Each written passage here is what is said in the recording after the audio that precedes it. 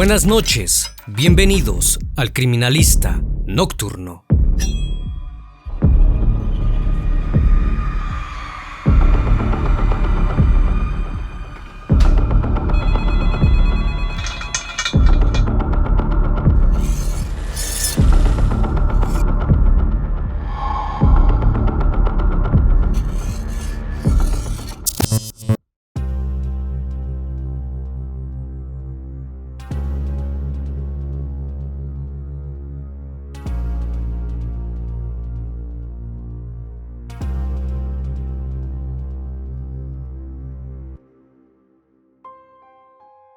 El 17 de abril de 2021, Montserrat Bendímez Roldán se fue de una reunión familiar para pasar un rato en su casa ubicada en Boca del Río, en el estado de Veracruz, en México.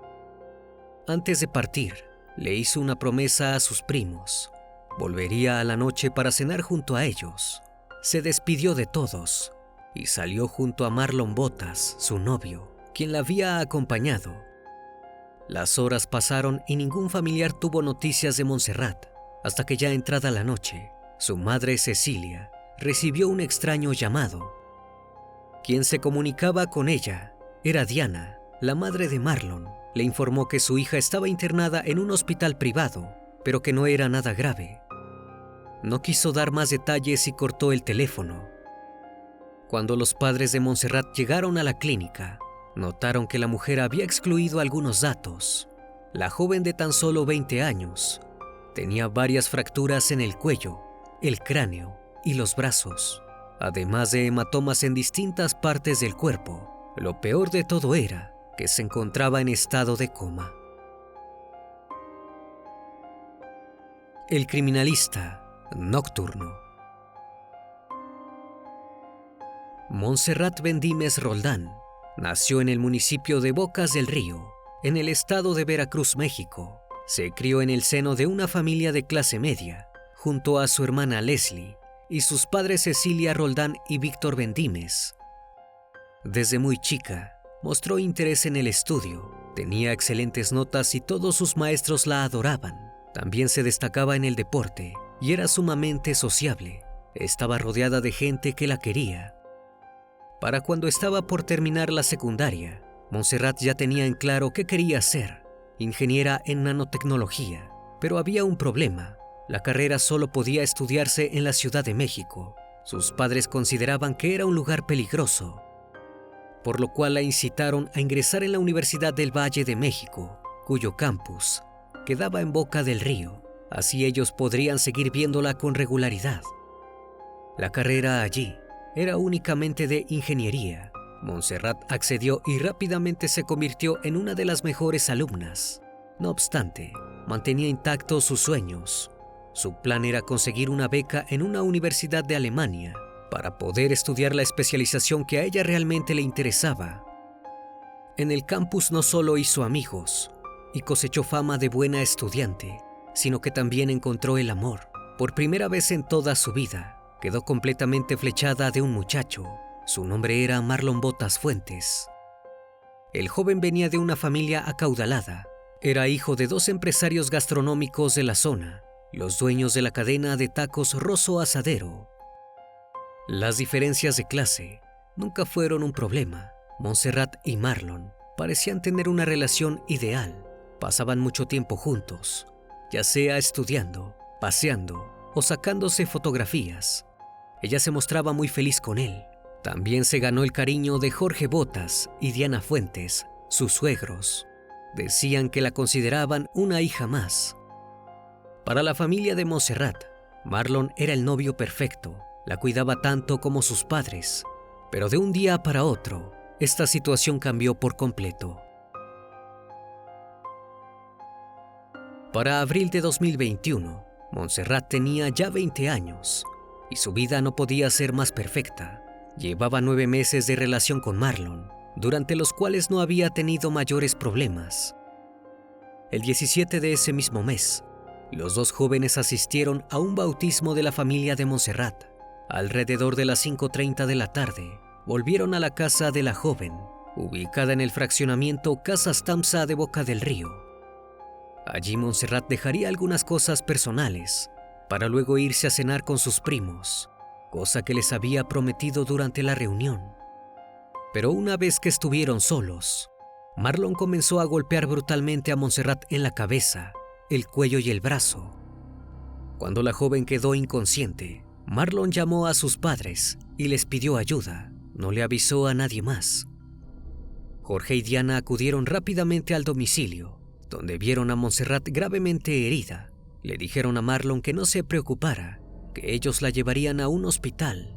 El joven se fue de la casa, dejando a la chica que supuestamente amaba.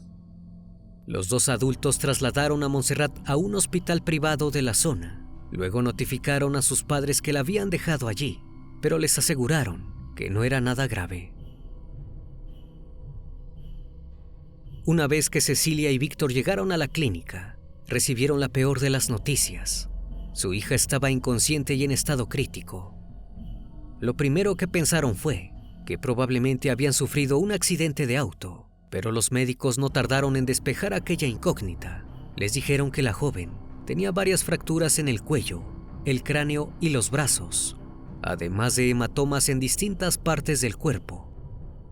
Los padres de Montserrat quedaron completamente atónitos. No entendían cómo su hija había terminado en ese estado, si había estado únicamente con su novio. Tampoco comprendían por qué Marlon no se encontraba allí. El médico que atendía a su hija les dijo que el hecho de que hubiera sido trasladada por dos personas que no eran de los servicios de emergencia había agravado sus heridas. Cecilia y Víctor comenzaron a sospechar de sus consuegros. Luego de estar varios días en coma, los médicos detectaron que Montserrat sufría de traumatismo cráneoencefálico, lo cual le ocasionó una inflamación cerebral. Fue conectada a una cámara de oxígeno. A medida que pasaban las horas, su expectativa de vida disminuía y la ausencia de Marlon se hacía más notoria. Todas las dudas se respondieron cuando durante una de aquellas noches en vela, la joven despertó.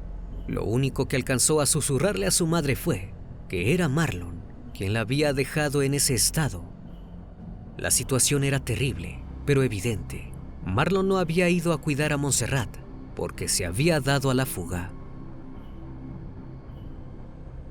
El 19 de abril, Cecilia y Víctor se encargaron de dar a conocer el caso en las redes sociales. Pidieron apoyo a la población para dar con el paradero de Marlon. La noticia causó furor e indignación entre los ciudadanos mexicanos. Varias agrupaciones, entre ellas las llamadas Brujas del Mar, se unieron a su pedido. Organizaron una vigilia en la Plaza de la Soberanía de Veracruz para dar más difusión al caso y exigir la aparición del agresor. Durante la manifestación, los padres de Montserrat hicieron una fuerte declaración.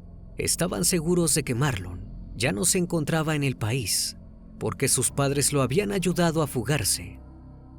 El 23 de ese mismo mes, todas las esperanzas se terminaron. Montserrat fue diagnosticada con muerte cerebral y los médicos decidieron desconectar los aparatos respiratorios. Víctor y Cecilia confirmaron la noticia de su deceso a través de Facebook. Manifestaron agradecimiento por el apoyo recibido tanto en la movilización como en las redes. También se dirigieron directamente hacia la Fiscalía General del Estado. Exigieron que la búsqueda para dar con el paradero de Marlon empezara lo antes posible. El colectivo Brujas del Mar publicó una fuerte declaración en Twitter. Y como si de una chispa que enciende una hoguera se tratase, este posteo fue el inicio de cientos más.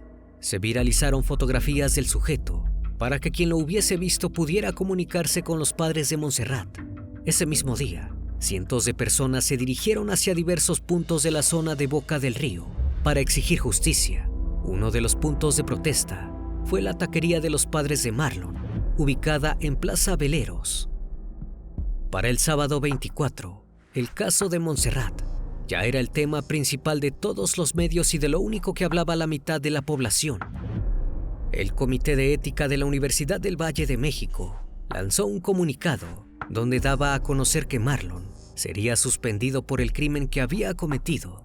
No dudaron en sumarse al pedido de los familiares de la víctima, exigiendo que las autoridades investiguen el caso y que el agresor se presente ante la justicia.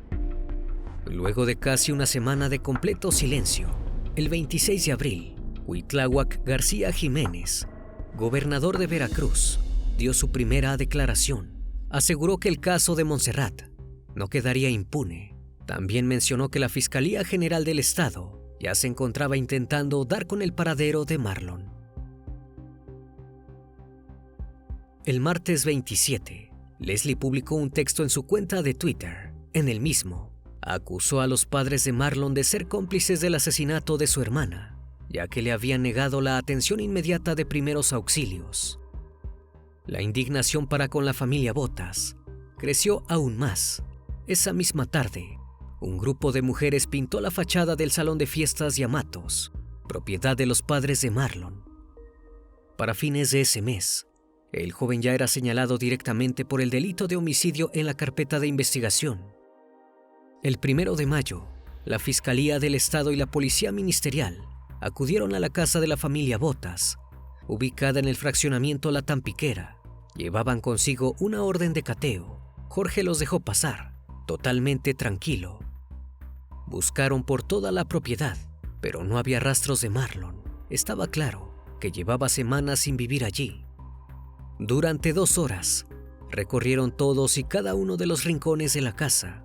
Al no encontrar indicio alguno que les permitiese dar con el paradero del joven, se retiraron del domicilio.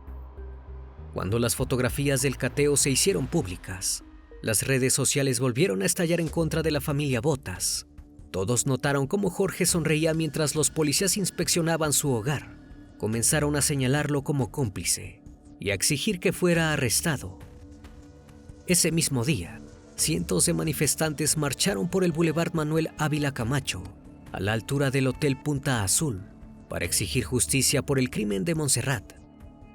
El 11 de mayo, la Fiscalía ofreció una recompensa de 250,000 pesos a quien contribuyera con información para dar con el paradero de Marlon. En puentes peatonales de la zona, Veracruz Boca del Río, fueron colocadas lonas con la cara del agresor y la cifra para quien diera información sobre el caso. Al día siguiente, se realizó un nuevo cateo en el restaurante Rosso, propiedad de los padres de Marlon. Nuevamente, la Fiscalía no encontró ningún indicio del joven.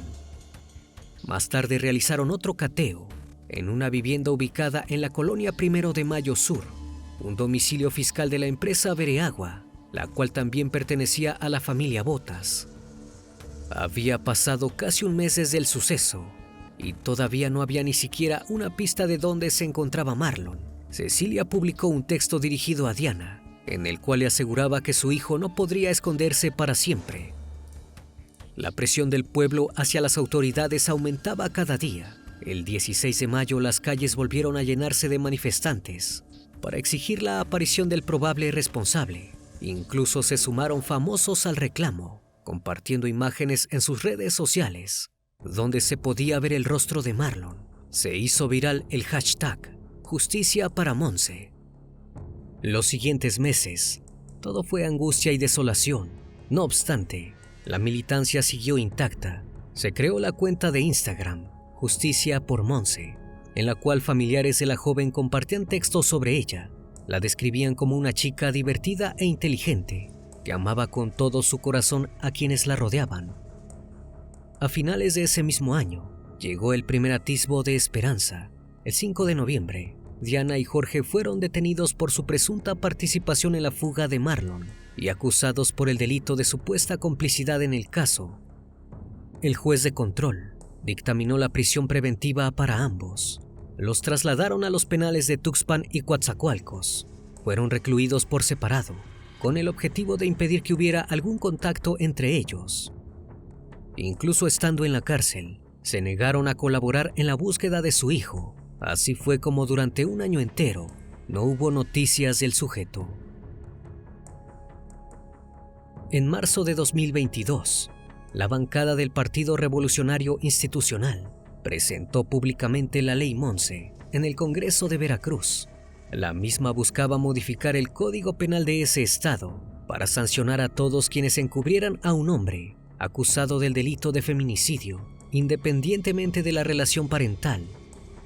Esta iniciativa tenía como fin reducir la cantidad de casos sin resolver en la región. La cuenta de la agrupación Las Brujas del Mar expresó mediante un tuit que casos como el de Juana Obando, Fabiola Vianey y Devani Escobar habían sido cometidos en un corto lapso de tiempo. Señalaron que la complicidad tanto de los familiares como del Estado debía cesar. Cuando se cumplió un año del asesinato, la familia de Montserrat pidió inundar las redes sociales con el rostro del agresor. Su objetivo era recordar a las autoridades que el caso seguía sin resolverse. El 17 de abril de 2022, los hashtags Justicia para Monse y Falta Marlon fueron tendencia. Algo de esto resonó fuertemente en el sujeto, quien si bien estaba escondido seguía al tanto de cómo todo un país lo buscaba. El 16 de mayo de ese mismo año, Marlon reapareció de una manera por demás particular. Envió un video a las autoridades, ofreciendo su entrega a cambio de la liberación de sus padres. Dijo que quería explicar qué había pasado realmente. En la grabación expresó: "Mi nombre es Marlon Botas Fuentes. Soy requerido en la Fiscalía del Estado de Veracruz por un delito señalado de perpetuarlo en contra de Montserrat Bendímez Roldán. Cabe destacar que lo que la Fiscalía del Estado señala como un feminicidio fue un lamentable accidente y no es nada cercano a lo que se dice en redes o en el expediente". Cuando el video se hizo viral, Leslie salió a decir unas palabras. Utilizó los hashtags Justicia para Monse y no fue un accidente. Además escribió: "Las huellas en el cuerpo de mi hermana son un accidente". La Fiscalía Estatal también hizo su propia declaración. Publicó en redes sociales una clara advertencia para Marlon: "La justicia no se negocia". Recalcaron que la orden de aprehensión seguía vigente y que no habría impunidad. Con la difusión del video, Marlon cavó su propia tumba. Los trabajos de investigación para ubicarlo avanzaron significativamente. 18 días después, llegó el momento de enfrentarse a las consecuencias de sus actos. El 3 de junio, la policía ministerial veracruzana irrumpió en la casa de la abuela de Marlon, ubicada en la ciudad de Mérida, Yucatán. La señora mayor les abrió la puerta. Sabiendo lo que buscaban, los agentes le mostraron la orden de cateo y entraron al domicilio. Allí finalmente arrestaron a Marlon, esposado de manos y pies. Fue trasladado al estado de Veracruz. El 9 de ese mismo mes, en el Juzgado 17 del Centro Integral de Justicia, ubicado en la avenida Rafael Cuervo, en el puerto de Veracruz, se llevó a cabo la primera audiencia. Marlon fue vinculado a proceso por su presunta responsabilidad en el caso de Montserrat. El juez de control dictó la medida cautelar de prisión preventiva oficiosa en contra de él. Fijó la continuación de la audiencia para el 8 de junio, donde la defensa de Marlon podría presentar pruebas a su favor. A pesar de que las redes sociales estallaron de felicidad al ver que se empezaba a hacer justicia, también hubo bastante indignación. Se difundieron algunas fotografías donde se podía ver a Marlon siendo trasladado a prisión preventiva con una sonrisa de oreja a oreja. Incluso hizo un guiño con el ojo mientras posaba para una de las cámaras que lo estaba retratando. Parecía estar disfrutando la situación. El colectivo María Verde México le dedicó un mensaje en sus redes sociales donde le decían que no tenía sentido que simulara porque sabía que le esperaba lo peor. El 29 de noviembre, Víctor promovió un recurso para que tanto Marlon como sus padres enfrentasen un mismo proceso penal. Todos habían sido culpables de la pérdida de su hija. Desde entonces, el juicio no hizo más que retrasarse. El 7 de febrero de 2023 debía ser la primera audiencia, pero el juez Óscar Carmona Hernández dijo que no tenía los procesos administrativos para llevarla a cabo. Se citó a otra junta el 20 de febrero, la cual fue nuevamente cancelada porque no había nadie para hacer el enlace vía conferencia donde se encontraba Marlon. El 24 y el 27 de ese mismo mes, se suspendieron 2 audiencias más. Jorge y Diana presentaron un recurso de amparo en el cual pedían al juez explicar el motivo por el que se dio su vinculación a proceso. La familia de Montserrat teme que el tiempo que ganó la defensa de los acusados sirva para tejer una estrategia legal que permita dejar impune el crimen, han comenzado a desconfiar de la imparcialidad de los jueces. Marlon sigue detenido en el penalito de Playa Linda, ubicado sobre la avenida Cuauhtémoc, en la zona norte del puerto de Veracruz. Cumple la medida cautelar de 2 años de prisión preventiva oficiosa. El lugar donde Marlon se encuentra es un módulo preventivo, en el que solo se mantienen detenidas a personas durante un plazo de 72 horas, no un reclusorio, siendo que el juicio ya está en camino. Debería ser trasladado a un penal de alta seguridad. No obstante, la defensa legal del presunto culpable promovió un amparo para evitar que fuera trasladado a otro penal del estado. Extrañamente, la justicia se lo otorgó.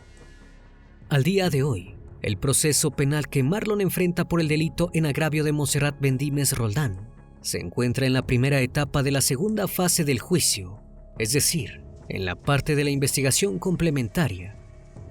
Por su parte, Jorge continúa detenido en el penal de Tuxpan, mientras que Diana se encuentra en el Cerezo du Port Ostión, en Coatzacoalcos. Ambos son investigados por su presunta participación en el hecho. A más de 2 años de la pérdida de Montserrat, tanto Marlon como sus cómplices continúan sin condena. Sus familiares no han podido cerrar la herida. Esperan que toda la militancia, tanto de su parte como la de miles de personas que se unieron a su reclamo, rinda frutos. El caso de Montserrat ha llegado a una etapa que muchos no pudieron. El proceso penal debe avanzar, no solo para que los familiares de la víctima puedan descansar, sino también para que la lucha por la justicia sea un ejemplo para los cientos de casos que siguen sin resolverse. Una vez más, estimado público, agradezco su compañía. Gracias por brindar un espacio de su tiempo para conocer un caso más de este canal. Si aún no estás suscrito, te hago la cordial invitación a que lo hagas y formes parte de esta gran comunidad. Esto es El Criminalista Nocturno. Hasta la próxima emisión. Buenas noches.